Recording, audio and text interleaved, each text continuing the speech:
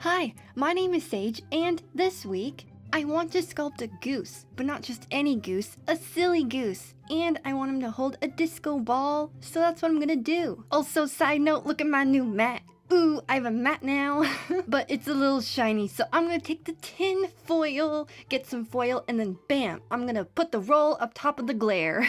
After that, I scrunch the tin foil up before adding even more to it, and then I also give the foil some twists to help make the goose-like shape. And obviously, I have to add some foil for his long neck, ooh. Before then, whoop-bam, he's now covered in clay.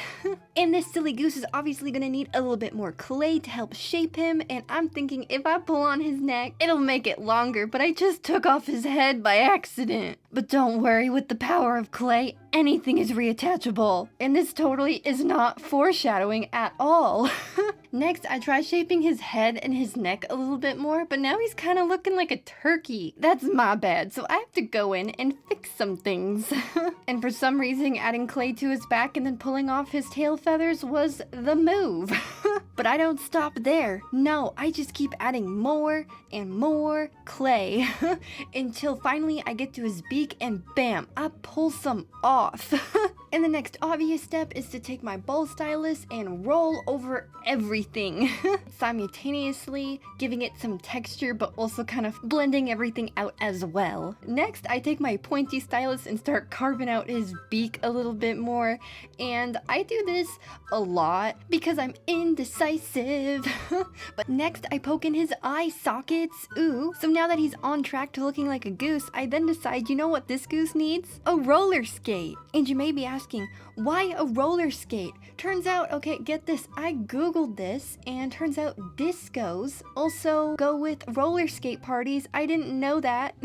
So I begin my journey of making a clay shoe before then attaching some little wheels to the bottom of it. And I know the wheels be looking a little flat right now, but get this, I don't like this roller skate, and that's why it wasn't in the thumbnail, and neither is the other one that I make later because I made a pair.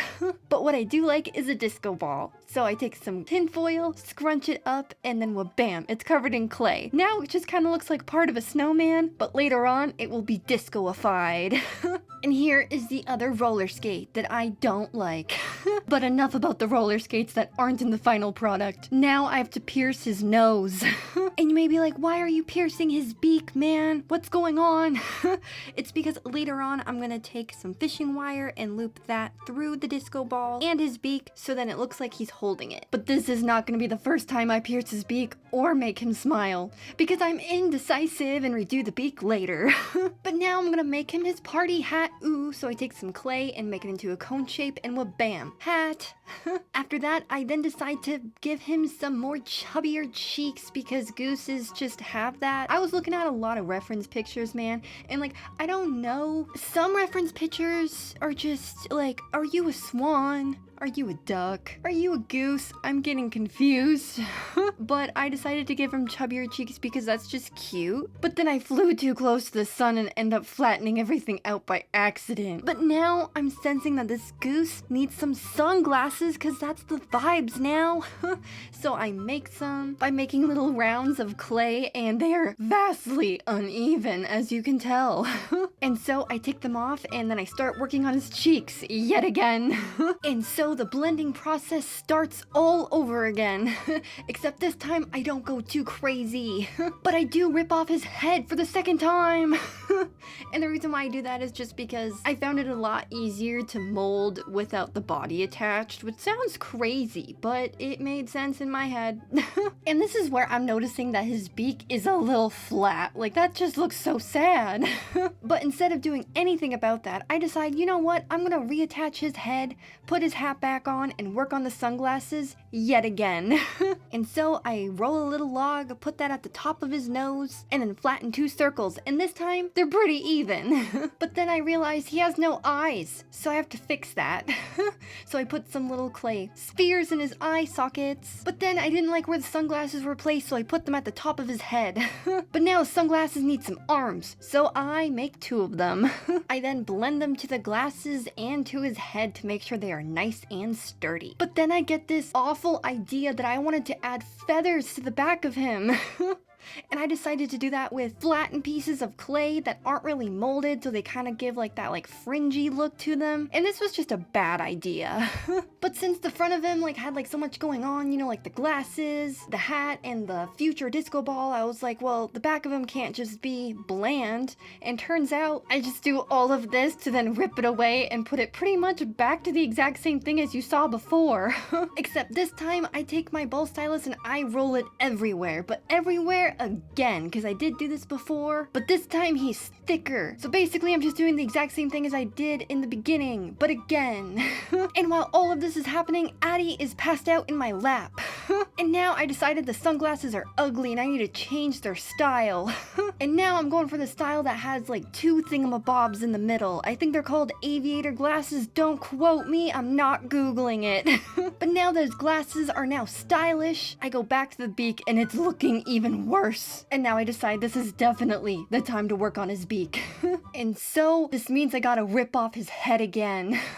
For the third and final time. And I begin to do some shaping until, oh no, I dropped him. That's my bad. But he's okay, so yay. So then I pierce his mouth again, and then I give him some nostrils, before then attaching his head back to his body. So now he looks like this. So then I pop him into the oven, and bam, he is now ready to paint. And right before I pop the disco ball into the oven as well, I gave him a thingamabob, so then I can loop the fishing wire through it later. But now I can start painting, and I start by painting one coat of white all over the goose. Before then jumping to the disco ball, and I use a shiny silvery gray. And this is just the first coat, that's why it looks bad, but I'll put more on later. Then I give this silly goose an orange hat because it will match his orange beak. Ooh, this goose knows how to accessorize. And then I jump to the glasses and I paint them pink because I just think that'll look nice and groovy next to the orange. And after that, I paint the eyes black because that just made sense in my head. I then do a few layers of everything off screen and bam. But you may be noticing he's bald. His hat fell off when I was painting it. It just snapped right off. But that's okay, now I can paint little pink circles all over it and it'll be a lot easier now because it's off his head. So it all kind of worked out. And so I'm gonna place this aside so I can let it dry before gluing it on later. But now I get to disco-fy the disco ball. So I cut these little mere squares and I decide that I'm gonna try and measure. So I wrap one around the disco ball, right? And I'm thinking it looks a little long. So then I'm gonna cut it, but I'm also just gonna eyeball the measurement because I don't do math on this channel. And I also used the hot glue on the back of it, even though I could just peel off the backing because it comes with already glue on it. But I thought that that was a bad idea because I didn't know if it was gonna stick to the paint. But regardless, my eyeballing measurement did not work out. Look at this, what is that? I was so off.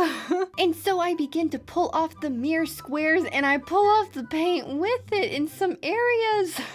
This is going terribly.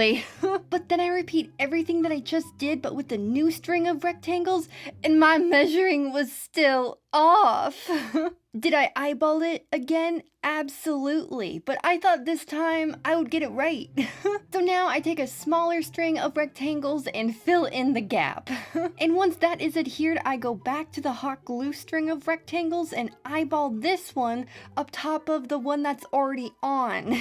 And so I snip it again before then pulling off the backing and smushing it to the disco ball. I am determined to make this stick, and I did.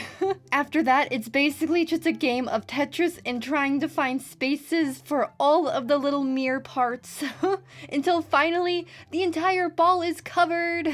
Next, I get to cut some fishing wire and I push that through the goose's piercing before looping it through the disco ball. I then do my best to double knot this and it turns out decent, not the best though. The fishing wire itself is harder to pull as it kind of has a mind of its own, but that's okay. This disco ball is still gonna be funky fresh.